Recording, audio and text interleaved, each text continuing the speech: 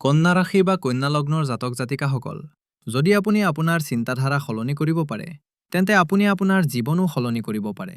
এইটো কেৱল এটা সুবচন বা ভাল চিন্তা নহয়, ই জ্যোতিষ শাস্ত্ৰৰ মূল আধাৰ। গ্ৰহ নক্ষত্ৰই কেৱল পৰিস্থিতিহে সৃষ্টি কৰে, সাগৰৰ ঢৌৰ দৰে।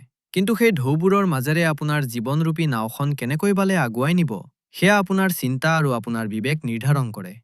এই ভিডিঅ'টোত আমি বিতংভাৱে বুজিবলৈ চেষ্টা কৰিম যে বৰ্তমান সময়ৰ লাভ কেনেকৈ উঠাব পাৰি আৰু আহিবলগীয়া পৰিৱৰ্তনৰ বাবে নিজকে কেনেকৈ প্ৰস্তুত কৰিব পাৰি। বলক সৰ্বপ্ৰথমে প্ৰথম দিনটোৰ বিষয়ে আলোচনা কৰোঁ। 28 ডিচেম্বৰ 2025, দেওবাৰ। জ্যোতিষীয় গণনা অনুসৰি এই দিনটোক মই আপোনাৰ বাবে সঞ্জীৱনী বুলি ক'ম। এইটো সেইটো দিন যিয়ে আপোনাক আহিবলগীয়া সময়ৰ বাবে প্ৰাণবায়ু প্ৰদান কৰিব। এইদিনা চন্দ্ৰই আপোনাৰ সপ্তম ভাৱত অৰ্থাৎ মীন ৰাশিত গোচৰ কৰি আছে। সপ্তম ভাৱ কেৱল বিবাহৰ নহয়, ই আপোনাৰ সাৰ্বজনিক জীৱন আৰু অংশীদাৰিত্ব বা পাৰ্টনাৰশ্বিপৰ কেন্দ্ৰ। যেতিয়া মননৰ কাৰক চন্দ্ৰ সপ্তম ভাৱলৈ আহে, তেতিয়া আপোনাৰ মনোযোগ নিজৰ পৰা আঁতৰি সন্মুখত থকা জনৰ ওপৰত কেন্দ্ৰিত হৈ পৰে। ব্যৱসায়িক দৃষ্টিকোণৰ পৰা এই দিনটো জনসংযোগ আৰু নতুন সম্পৰ্ক গঢ়াৰ দিন। যিহেতু দশম ঘৰত বৃহস্পতি বক্ৰী হৈ আছে, প্ৰবল সম্ভাৱনা আছে যে কোনো পুৰণি গ্ৰাহক বা পুৰণি সম্পৰ্ক আজি পুনৰুজ্জীৱিত হ'ব পাৰে। আজি পুৱা 7 বজাৰ পৰা 8 বজাৰ পৰা সৰ্বাৰ্থ সিদ্ধিযোগ আছে। যদি আপোনাৰ কোনো কাম আধৰুৱা হৈ আছে বা কাৰোবাৰ লগত কোনো গুৰুত্বপূৰ্ণ আলোচনা কৰিবলগীয়া আছে, তেন্তে এই সময়ছোৱা সৰ্বোত্তম। আজি তৰ্কতকৈ আপোনাৰ সম্পৰ্কবোৰ বেছি কামত আহিব। মোৰ বিশেষ পৰামৰ্শ কন্যা লগ্নৰ গৃহিণী আৰু দম্পতীসকলৰ বাবে। কন্যা লগ্ন হোৱাৰ বাবে আপুনি প্ৰায়ে পূৰ্ণতাৰ সন্ধানত সমালোচক হৈ পৰে, কিন্তু আজি চন্দ্ৰই আপোনাক সহানুভূতিৰ উপহাৰ দিছে। যোৱা সপ্তাহৰ বিবুধিবোৰ আৰু মানসিক দ্বন্দ্বক আজি বিৰাম দিয়ক। আজি আপুনি আপোনাৰ জীৱনসংগীৰ সম্পূৰ্ণ সহযোগিতা লাভ কৰিব। যদি মনত কোনো কথাই খোকোজা লগাই আছিল, তেন্তে আজি সেয়া তেওঁৰ লগত শ্বেয়াৰ কৰক, তেওঁ আপোনাক বুজি পাব। আজিৰ দিনটো অভিযোগ কৰা নহয়, বৰঞ্চ সমাধান আৰু সামঞ্জস্য স্থাপন কৰাৰ দিন। 29 তাৰিখে গ্ৰহৰ স্থিতি সলনি হ'ব, সেয়ে আজি আপোনাৰ সম্পৰ্কৰ জমা পুঁজি বঢ়াই ৰাখক, যাতে আহিবলগীয়া সময়ত সেয়া কামত আহে। আজি দেওবাৰ আৰু লগতে দুৰ্গাষ্টমীও। লগ্নেশ বুধ আৰু দেৱীৰ আৰাধনাই আপোনাৰ মানসিক ক্লেশক স্পষ্টতালৈ সলনি কৰি দিব। চমুকৈ ক'বলৈ গ'লে 38 তাৰিখটো এনেই যাবলৈ নিদিব, কাৰণ এইটোৱেই সেই ভেটি যাৰ ওপৰত পৰৱৰ্তী দুটা দিন তিষ্ঠি থাকিব। এতিয়া আমি সেইটো মূৰত আহি পালোহি য'ত অলপ সাৱধান নহ'লেই দুৰ্ঘটনাৰ হতাৰ ভয় থাকে। আমি কথা পাতি আছোঁ 29 ডিচেম্বৰ 2025, সোমবাৰৰ বিষয়ে। আপুনি হয়তো সেই আপ্তবাক্যশাৰী শুনিছে, মানডে ব্লুজ। কন্যা লগ্নৰ জাতকৰ বাবে এই সোমবাৰটোৱে সঁচাকৈয়ে ব্লুজ আৰু তনাব বা মানসিক চাপ লৈ আহিছে। এনেকুৱা কিয়? ইয়াৰ দুটা বৰ ডাঙৰ কাৰণ আছে। প্ৰথম কাৰণটো হ'ল অস্তমস্ত চন্দ্ৰ। পুৱা ঠিক 7:32 বজাত চন্দ্ৰই মীন ৰাশি এৰি মেষ ৰাশিত প্ৰৱেশ কৰিব। কন্যা লগ্নৰ বাবে মেষ ৰাশি আত্মঘৰত পৰে। বৈদিক জ্যোতিষত আত্মঘৰটো আটাইতকৈ কঠিন ঘৰ বুলি মনা হয়। এই ঘৰটো হৈছে মৃত্যুতুল্য কষ্ট, হঠাৎ হোৱা ঘটনা, মানসিক চিন্তা আৰু ধন হানিৰ ঘৰ। যেতিয়া মনটো গাঁতত পৰি যায়, তেতিয়া মানুহে বিনা কাৰণত ভয় খায়। দ্বিতীয় কাৰণটো হ'ল বুধৰ গোচৰ।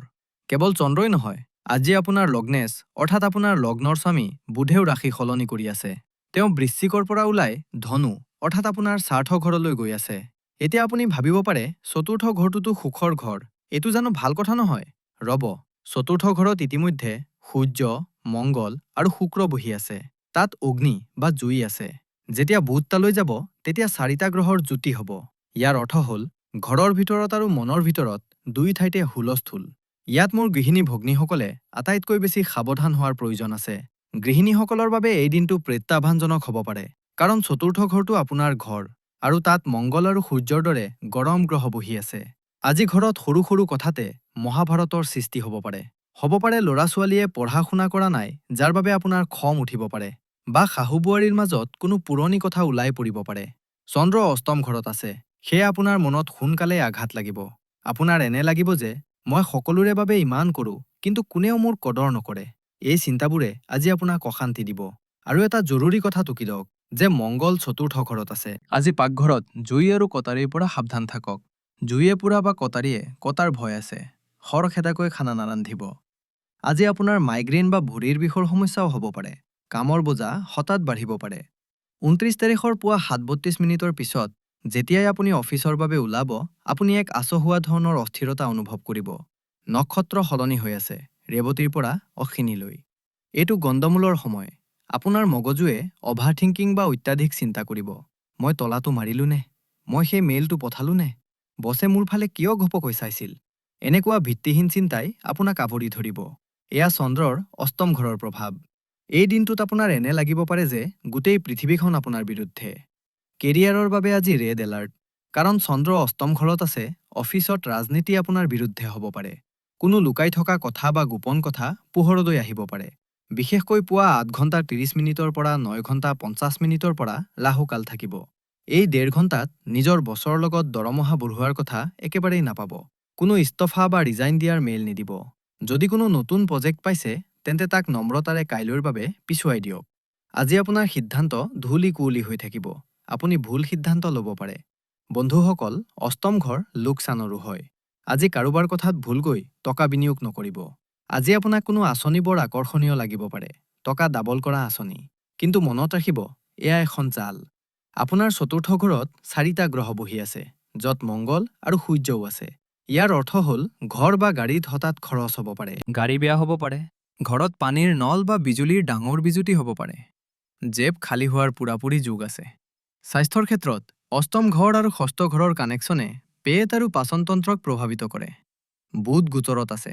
সেয়ে নাৰ্ভাছ ছিষ্টেম বা স্নায়ুতন্ত্ৰ সংবেদনশীল হৈ থাকিব। যদি আপুনি ড্ৰাইভ কৰে, তেন্তে আজি স্পীড লিমিট ক্ৰছ নকৰিব। অষ্টম ঘৰৰ চন্দ্ৰ আৰু অশ্বিনী নক্ষত্ৰই দুৰ্ঘটনা বা আঘাত পোৱাৰ সংকেত দিয়ে। ফোনত কথা পাতি পাতি গাড়ী নচলাব। আজিৰ মন্ত্ৰ হ'ল প্ৰতিক্ৰিয়া নহয়, সক্ৰিয় হওক। ৰিয়েক্ট নকৰিব। খং উঠিলে পানী খাওক। কোনেও উচতালেও শান্ত হৈ থাকক। এই ২৪ ঘণ্টাত আপোনাৰ কষ্টৰ কেতিয়াবা আহিব, সেইটো আপুনি ভাবিও শান্ত হৈ থাকক। এই ২৪ ঘণ্টা আপুনি পাৰ কৰিবই লাগিব। এতিয়া আমি আহিছোঁ শেষৰ দিনটোলৈ। ৩০ ডিচেম্বৰ ২০২৫, মঙলবাৰ। আজি সকাহ পোৱা যাবনে? সঁচা কথা ক'বলৈ গ'লে, গ্ৰহৰ স্থিতি এতিয়াও গহীন হৈ আছে। চন্দ্ৰ আজিও অষ্টম ঘৰতে আছে। নক্ষত্ৰ সলনি হৈ ভৰণী হৈছে। কিন্তু আজি এটা বৰ পবিত্ৰ দিন, বৈকুণ্ঠ একাদশী। এইটো সেইটো দিন, যিয়ে আপোনাক এই গধুৰ গ্ৰহগোচৰৰ পৰা ৰক্ষা পোৱাৰ শক্তি দিব। মোৰ গৃহিণী ভগ্নীসকলৰ বাবে আজিৰ দিনটো ভক্তি আৰু সংযমৰ। চতুৰ্থ ঘৰত শুক্ৰ আৰু বুধো আছে। আজি আপোনাৰ মন যাব যে ঘৰখন সজাওঁ, আচবাব বা ফাৰ্ণিচাৰ সলনি কৰোঁ, বা নতুন পৰ্দা লগাওঁ। এইটো ভাল কথা, কিন্তু বাজেটৰ খেয়াল ৰাখিব, কাৰণ চন্দ্ৰ অষ্টম ঘৰত আছে, যিয়ে ধন হানি হোৱাটো দেখুৱায়। আৰু এটা জৰুৰী কথা, চতুৰ্থ ঘৰটো মাতৃৰ স্থান হয়। তাত সূৰ্য আৰু মংগল থকাৰ বাবে যদি আপোনাৰ মাতৃ আপোনাৰ লগত থাকে, তেন্তে তেওঁৰ স্বাস্থ্যৰ যত্ন লওক। তেওঁৰ লগত তৰ্ক একেবাৰেই নকৰিব। আজি একাদশী। যদি আপুনি ব্ৰত ৰাখে, তেন্তে বৰ শুভ। যদি নাৰাখে, তেন্তে আজি ঘৰত ভাত নাৰান্ধিব। তুলসী জোপাৰ ওচৰত চাকি জ্বলাওক। ইয়াৰ ফলত ঘৰৰ ক্লেশ শান্ত হ'ব। আজি ফকাছ চতুৰ্থ ঘৰত আটাইতকৈ বেছি থাকিব। আপোনাৰ চতুৰ্থ ঘৰত সূৰ্য, মংগল, শুক্ৰ আৰু বুধ, এই ৪টা গ্ৰহ একেলগে বহি আছে। ইয়াৰ অৰ্থ কি? ঘৰৰ ভিতৰত শক্তি বা এনাৰ্জি বহুত বেছি হৈ আছে। সৰু কথাত ঘৰত ডাঙৰ কাজিয়া হ'ব পাৰে। যিহেতু চন্দ্ৰ অষ্টম ঘৰত আৰু মংগল চতুৰ্থ ঘৰত আছে, আপুনি আপোনাৰ অফিচৰ খং ঘৰত উলিয়াব পাৰে, বা ঘৰৰ খং অফিচত। প্ৰেম জীৱন বা লাভ লাইফৰ বাবে আজিৰ দিনটো বৰ সাৱধানে চলিবলগীয়া। শুক্ৰ যি প্ৰেমৰ কাৰক, তেওঁ সূৰ্য আৰু মংগলৰ মাজত চেপা খাই আছে। পাৰ্টনাৰৰ সৈতে ইগোৰ সংঘাত হ'ব পাৰে। আপোনাৰ লাগিব যে পাৰ্টনাৰে আপোনাক বুজি পোৱা নাই। আজি মৌন ব্ৰত ৰখাটোৱেই আটাইতকৈ ভাল উপায়। তৰ্কত জিকিবলৈ চেষ্টা নকৰিব, নহ'লে সম্পৰ্কটোৱে হাৰিব। কিন্তু এটা ইতিবাচক দিশো আছে। অষ্টম ঘৰ কেৱল বেয়া নহয়। অষ্টম ঘৰ গহীন গৱেষণা আৰু গুপ্তবিদ্যাৰো ঘৰ। যিহেতু আজি একাদশী আৰু চন্দ্ৰ অষ্টম ঘৰত আছে, যদি আপুনি ছাত্ৰ বা গৱেষক, তেন্তে আজি আপোনাৰ মনোযোগ বা ফোকাছ চমৎকাৰী হ'ব পাৰে। যদিহে আপুনি হুলস্থুলৰ পৰা আঁতৰি অকলে কাম কৰে। যদি আপুনি কোনো পুৰণি ফাইল বিচাৰি আছিল, কোনো ডাটা এনালাইচিছ কৰি আছিল, তেন্তে আজি আপুনি সমাধান পাই যাব। কিন্তু এটা বিশেষ কথা টুকি লওক। সন্ধিয়া ৬ ঘণ্টা ২৯ মিনিট বজাৰ পৰা বৃষ্টিকৰণ, অৰ্থাৎ ভদ্ৰা আৰম্ভ হৈ আছে। শাস্ত্ৰত ভদ্ৰাৰ সময়ক অশুভ বুলি মনা হয়। গতিকে ৩০ ডিচেম্বৰৰ সন্ধিয়া ৬ ঘণ্টা ৩০ মিনিট বজাৰ পিছত কোনো শুভ কাম, পেমেণ্ট ট্ৰেন্সফাৰ বা গুৰুত্বপূৰ্ণ সিদ্ধান্ত নলব। মাথো ঘৰলৈ যাওক, পূজা কৰক আৰু শুই থাকক। ৩০ তারিখটা আপনার আবেগিক সহনশক্তির পরীক্ষা। গ্রহগুলো চায় যে আপনি ভিতরের থেকে মজবুত হন। বাইরে যুদ্ধ না করে নিজের ভিতরে যুদ্ধ করুন। তো বন্ধুরা, এই ছিল পরবর্তী ৩ দিনের সম্পূর্ণ খতিয়ান। আবার আমি চমকই দোহারি দিয়েছিলাম। ২৮ ডিসেম্বর সোমবার আপনার পাওয়ার ডে। যা করা দরকার আজই দিনটা করে ফেলুন। করি লক, উপভোগ করক, সম্পৰ্কবোৰ শুধৰাই লক। ২৯ ডিসেম্বৰ সোমবাৰ সাৱধানতাৰ দিন। চন্দ্ৰ অষ্টম ঘৰলৈ আহিব, তনাৱ বাঢ়িব, ৰিস্ক ল'ব নালাগে। 30 ডিচেম্বৰ মঙলবাৰ নিয়ন্ত্ৰণৰ দিন। ঘৰত শান্তি বৰ্তাই ৰাখিব লাগিব আৰু আধ্যাত্মিকতাৰ আশ্ৰয় ল'ব লাগিব। এতিয়া সেই উপায়বোৰৰ কথা পাতোঁ, যিয়ে এই নেতিবাচক শক্তিক ইতিবাচকলৈ সলনি কৰি দিব। কন্যা লগ্নৰ লোকসকল, আপোনালোকৰ বাবে এই উপায়সমূহ ৰামবাণ স্বৰূপ। সৰ্বপ্ৰথমে অষ্টম ঘৰৰ তনাৱ বা চাপৰ বাবে শিৱ আৰাধনা। যেতিয়াই চন্দ্ৰ অষ্টম ঘৰত থাকে, তেতিয়া ভগৱান শিৱৰ চৰণ লোৱাতকৈ ভাল একো নাই। 29 আৰু 30 তাৰিখে পুৱা গা পা ধুই শিৱলিংগত পানীৰ সৈতে অলপ কেঁচা গাখীৰ আৰু কলা তিল মিহলাই অৰ্পণ কৰক। কিয়? গাখীৰ চন্দ্ৰৰ কাৰক আৰু কলা তিলে অষ্টম ঘৰৰ নেতিবাচকতাক শোষণ কৰি লয়। ওম নমঃ শিৱায় মন্ত্ৰ উচ্চাৰণ কৰি জল অৰ্পণ কৰিব। মানসিক চাপ নোহোৱা হৈ যাব। দ্বিতীয় উপায়, চতুৰ্থ ঘৰৰ গৰম বা উত্তাপৰ বাবে। আপোনাৰ চতুৰ্থ ঘৰত মংগল আৰু সূৰ্যৰ গৰম আছে। 30 ডিচেম্বৰ মঙলবাৰে কোনো দুখীয়া মানুহক বা মন্দিৰৰ বাহিৰত গুড় আৰু ঘেঁহু দান কৰক। ইয়াৰ ফলত পৰিয়ালত শান্তি বৰ্তি থাকিব। আৰু তৃতীয়তে, একাদশী পাৱাৰ। 30 তাৰিখে বৈকুণ্ঠ একাদশী। যদি আপুনি ব্ৰত ৰাখিব পাৰে তেন্তে বৰ ভাল। যদি নোৱাৰে তেন্তে অন্ততঃ সেইদিনা ভাত খোৱা ত্যাগ কৰক আৰু বিষ্ণু সহস্ৰনামৰ পাঠ শুনক। ইয়ে আপোনাৰ দ্বাদশ ঘৰৰ কেতু আৰু ষষ্ঠ ঘৰৰ ৰাহুক সন্তুলিত কৰিব। বন্ধুসকল, ভয় খোৱাৰ কোনো কথা নাই। জ্যোতিষ ভয় খাবলৈ নহয়, সাৱধান হ'বলৈহে হয়। আপুনি কন্যা লগ্নৰ মানুহ, আপোনাৰ ওচৰত বুধৰ দৰে বুদ্ধি আছে।